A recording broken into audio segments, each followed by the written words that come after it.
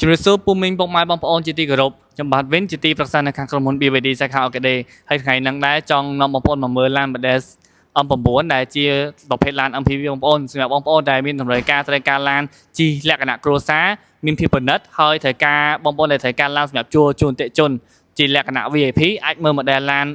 M9 នេះបានបងប្អូនចំពោះឡាននេះគឺយើងជាប្រភេទឡានសាំងលេខេសនីបងប្អូនហើយខាងក្នុងវិញមានដល់ទៅ7កៅអីបងប្អូនចំណុចពិសេសគឺវាមានប្រព័ន្ធអូតូទាំងអស់បងប្អូនមិនថាទ្វារហើយជាមួយនឹងកៅអីបងប្អូនកៅអីគឺយើងភ្ជាប់ជាមួយនឹងម៉ាសាដែរហើយក៏មានកម្ដៅខ្នងដែរបងប្អូនហើយមុនតែប៉ុណ្្នឹងឯងបងប្អូនមកមើលខាងក្នុងបានណាអញ្ចឹងនៅក្នុងនេះគឺយើងមានទូទឹកកកសម្រាប់ដាក់ខ្លះសេអវ៉ាន់ហើយអាចកដៅអវ៉ាន់បានដែរបងប្អូនហើយយើងមានជាកន្លែងដែលបងប្អូនអាច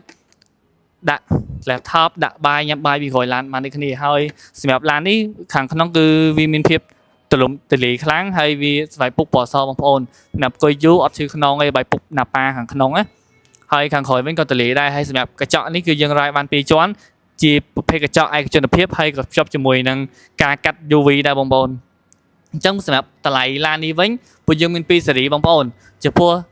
Dynamic តម្លៃ$58,800ហើយបើសិនជាបងប្អូនចង់បានទំនើបបងប្អូនអាចជ្រើសរើសប្រភេទឡានតម្លៃ$66,800ប